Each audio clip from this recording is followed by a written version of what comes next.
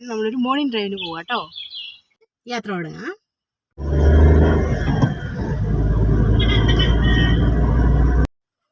ഇപ്പം നമ്മൾ കൽപ്പറ്റയിൽ നിന്ന് യാത്ര തുടങ്ങാം കേട്ടോ. കൽപ്പറ്റ സിവിൽ സ്റ്റേഷനിൽ നിന്നാണ് നമ്മൾ യാത്ര തുടങ്ങുന്നത്. അപ്പോൾ അവിടെ നിന്ന് പിന്നെ അപ്പാട് എന്ന് പറയും, അതായത് മീനങ്ങാടി കഴിഞ്ഞിട്ട് അവിടെ നിന്ന് താഴേക്കുള്ള റോഡുണ്ട് അപ്പാട്, അതായത് higher secondary school road Meenangadi എന്നുള്ള. അവിടെ നല്ലൊരു നെൽപ്പാടമുണ്ട്, അത് കാണിക്കാം കേട്ടോ. അതിന് വേണ്ടിയാണ് നമ്മൾ പോണത് കേട്ടോ. അപ്പം നല്ല മഞ്ഞുണ്ട്. ഈ മഞ്ഞത്ത് ഇങ്ങനെ ഡ്രൈവ് ചെയ്യാന്ന് പറഞ്ഞാൽ ഭയങ്കര രസമാണ് കേട്ടോ. എനിക്ക് ഭയങ്കര ഇഷ്ടമാണ് രാജേട്ടൻ്റെ കൂടെ ഇങ്ങനെ മഞ്ഞത്ത് ഡ്രൈവ് ചെയ്തിട്ട് ഇങ്ങനെ ഓരോരോ ലൊക്കേഷനിലേക്ക് പോകാൻ. ഇപ്പോൾ കുട്ടികളെ കൂട്ടണമെന്നുണ്ടായിരുന്നു, പക്ഷേ ഒരാൾ പോലും എണീറ്റിട്ടില്ല. മഞ്ഞുള്ള ദിവസങ്ങളിൽ ഇതുപോലെ രാവിലെ എഴുന്നേറ്റ് ഇതുപോലെ ഓരോ ലൊക്കേഷൻ തപ്പിപ്പിടിച്ച് ഇതുപോലെ പോവുക, എന്നിട്ടൊരു യാത്രയൊക്കെ കഴിഞ്ഞ് ഒരു കട്ടൻ ചായയൊക്കെ കുടിച്ച് ഇങ്ങനെ വരിക. എന്ത് രസമല്ലേ ജേണി. നിങ്ങളിതുവരെ പോയിട്ടില്ലെങ്കിൽ തീർച്ചയായിട്ടും ഇതൊന്ന് പരീക്ഷിക്കണം കേട്ടോ. ഭയങ്കര രസമാണ്. നമ്മളെ ലൈഫിന് നമ്മളൊരു പുതുജീവൻ കൊടുക്കുന്ന പോലെയാണ് കേട്ടോ. മീനങ്ങാടി ടൗൺ മേലെ മീനങ്ങാടി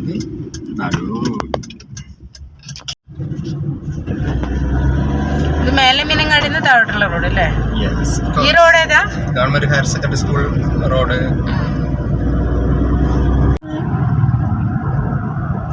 റോഡ് നല്ല ഭംഗിയുണ്ടല്ലേ?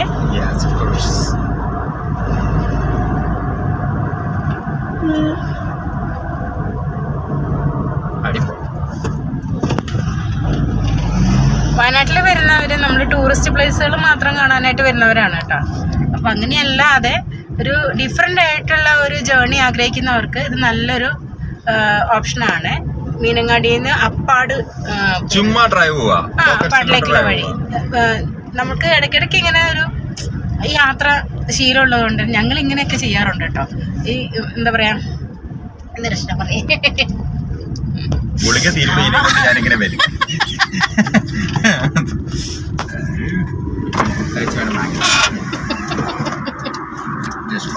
കണ്ടോ?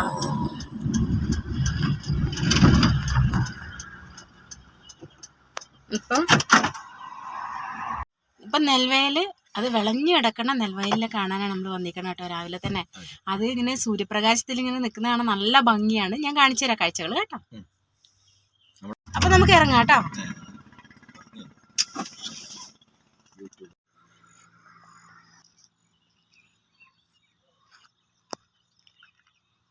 ഇപ്പൊ വിളഞ്ഞ് ചാഞ്ഞ് കിടക്കണ നെല്ലാണ് കാണണേ കേട്ടോ. അപ്പൊ ഈ വയല് കണ്ടോ, സ്വർണ്ണ കതിരണിഞ്ഞ് നിൽക്കുന്ന ഈ നെൽപ്പാടം കാണാൻ എന്ത് ഭംഗിയാണെന്ന് നോക്കിയേ.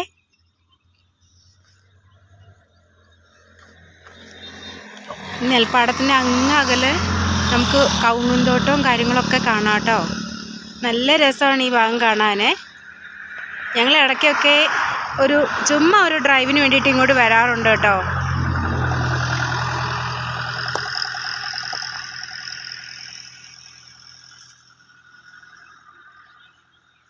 അപ്പാട് ഹൈവേക്ക് തൊട്ടടുത്താണ് ഈ പാടം. അപ്പം ഇതിലെ പോകുന്നവർക്കൊക്കെ ഇത് നല്ലൊരു കാഴ്ചയാണേ.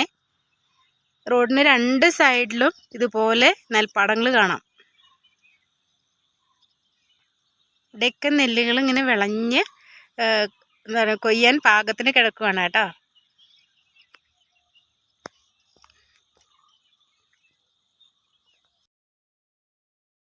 എൻ്റെ കുട്ടിക്കാലത്തെ ഞങ്ങൾക്ക് നെൽകൃഷിയൊക്കെ ഉണ്ടായിരുന്നു കേട്ടോ. അപ്പം ഈ നെല്ല് വിളവെടുത്ത് കഴിഞ്ഞ് കഴിഞ്ഞിട്ടുണ്ടെങ്കിൽ നമുക്ക് ഈ വൈക്കോൽ ഇങ്ങനെ കൂന് കൂട്ടിയിടുമല്ലോ. അപ്പോൾ ആ കൂനേൻ്റെ മേലെ കഷ്ടപ്പെട്ട് പൊത്തിപ്പിടിച്ച് കയറി അവിടെ നിന്ന് താഴേട്ട് ഉരുണ്ടിറങ്ങുന്ന ഒരു പരിപാടി എനിക്കുണ്ടായിരുന്നു കേട്ടോ. അപ്പോൾ ഇവിടെ നിൽക്കുമ്പോൾ എനിക്ക് എൻ്റെ കുട്ടിക്കാലത്തേക്ക് ഓർമ്മ വന്നു കേട്ടോ. എനിക്ക് ഭയങ്കര ഇഷ്ടമാണ്. പ്രകൃതിയെ സ്നേഹിക്കുന്നവർക്ക്, കൃഷിയെ സ്നേഹിക്കുന്നവർക്ക്, പ്രത്യേകിച്ച് നെൽകൃഷിയെ സ്നേഹിക്കുന്നവർക്കൊക്കെ ഭയങ്കര ഇഷ്ടമാവുന്ന കാഴ്ചകളാണിത് കേട്ടോ. എനിക്ക് ഭയങ്കര ഇഷ്ടമായി, നിങ്ങൾക്കും ഇഷ്ടമാവുന്നതിന് വിശ്വസിക്കണു. പിന്നെ ഈയിടെയായിട്ട് ഞാനിങ്ങനെ പത്രത്തിലൊക്കെ വായിച്ചു, ഇങ്ങനെ നെൽകർഷകരുടെ പ്രതിസന്ധി, വയനാട്ടിലെ നെൽകർഷകർ പ്രതിസന്ധിയിലാണെന്നൊക്കെ പറഞ്ഞിട്ട് കേട്ടോ. അപ്പോൾ അവർക്ക് വേണ്ട എല്ലാത്തരം സപ്പോർട്ടും ഗവൺമെൻറ് ചെയ്തു കൊടുക്കുകയാണെങ്കിൽ നമുക്ക് ഈ നെൽകൃഷിയെ പുനരുജ്ജീവിപ്പിച്ച് കൊണ്ടുവരാൻ കഴിയും. അതുപോലെ തന്നെ ഈ മനോഹര കാഴ്ചകൾ എന്നെന്നും ഒളിമങ്ങാതെ നിൽക്കാനും ഇടയാവും അല്ലേ. അപ്പോൾ അതിന് വേണ്ട എല്ലാ കാര്യങ്ങളും ഗവൺമെൻറ്റിൻ്റെ ഭാഗത്തുനിന്ന് ഉണ്ടാവട്ടെ എന്ന് തന്നെ ഉണ്ടാവുമെന്ന് തന്നെ വിശ്വസിക്കുന്നു. അതിന് വേണ്ട എല്ലാ സപ്പോർട്ടും നമ്മുടെ അധികാരികൾ ചെയ്തു കൊടുക്കുകയും ചെയ്യട്ടെ അല്ലേ. ഇവിടെ കണ്ടോ, കൊയ്ത്ത് യന്ത്രം കണ്ടോ? ഇവിടെ കൊയ്യാനുള്ള പരിപാടിയാണ് കേട്ടോ.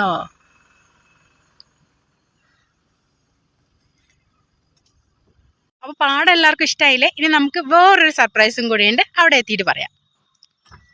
അപ്പം നമ്മൾ അടുത്ത ഡെസ്റ്റിനേഷനിലേക്ക് പോവാണ് കേട്ടോ. ഞാൻ ആഗ്രഹിക്കുന്ന വഴിയിലൂടെയൊക്കെ എൻ്റെ കൊണ്ടുപോയി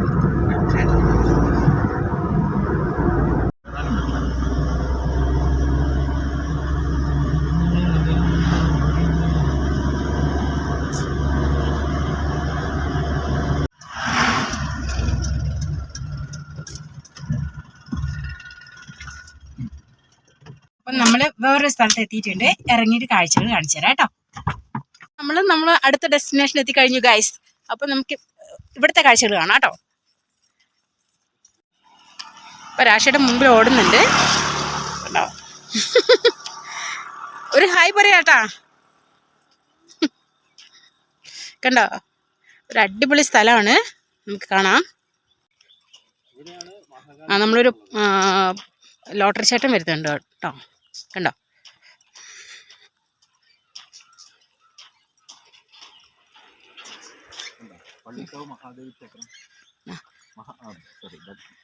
എന്താ പള്ളിക്കാവ് ശ്രീ മഹാകാളിക ഭഗവതി കാലഭൈരവ ക്ഷേത്രത്തിന്റെ വഴിയാണ് കേട്ടോ.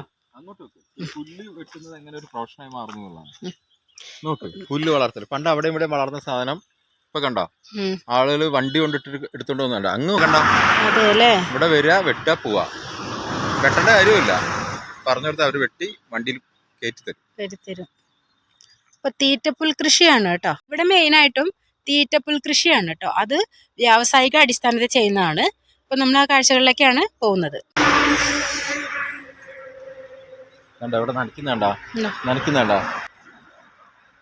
വെള്ളം പമ്പ് ചെയ്ത് നനയ്ക്കുന്നത് കാണാം നമുക്ക്. തീറ്റപ്പുൽ കൃഷിയാണ് ഇവിടെ രണ്ട് സൈഡും, ഈ റോഡിന്റെ രണ്ട് സൈഡും തീറ്റപ്പുൽ കൃഷിയാണ് കേട്ടോ. കണ്ടോ, ഇത് നിൽക്കുന്ന കാണാൻ തന്നെ ഭയങ്കര ഭംഗിയാട്ടോ. ഏക്കർ കണക്കുണ്ട് ഈ തോട്ടം കണ്ടോ. അപ്പോൾ നമ്മളിവിടുന്ന് ഇങ്ങനെ നോക്കുമ്പോൾ അത് അവിടെ പാടത്ത് കുറേ വണ്ടികളൊക്കെ കാണാൻ കണ്ടോ. പിന്നെ ഈ പുല്ല് കൊയ്തെടുത്തിട്ട് കയറ്റി കൊണ്ടുപോവാണ് ഓരോ സ്ഥലങ്ങളിലേക്ക്.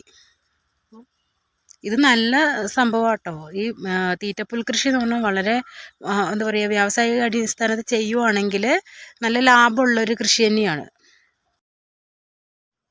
കണ്ണിനും മനസ്സിനും കുളിരേകുന്ന നല്ല രണ്ട് കാഴ്ചകളാണ് ഇന്ന് നമ്മൾ കണ്ടതല്ലേ. നിങ്ങൾക്ക് ഇഷ്ടപ്പെട്ടിട്ടുണ്ടാവുമല്ലോ അല്ലേ? അപ്പോൾ ഇഷ്ടപ്പെട്ടിട്ടുണ്ടെങ്കിൽ ഈ വീഡിയോ ഒന്ന് ലൈക്ക് ചെയ്യുക കേട്ടോ. അതുപോലെ തന്നെ സബ്സ്ക്രൈബ് ചെയ്യാതെ കാണുന്നവരുണ്ടെങ്കിൽ ഒന്ന് സബ്സ്ക്രൈബ് ചെയ്ത് സപ്പോർട്ട് ചെയ്യണേ. അവിടെ പമ്പ് സെറ്റൊക്കെ വെച്ചിട്ട് നനയ്ക്കുന്ന നമുക്ക് കാണാം.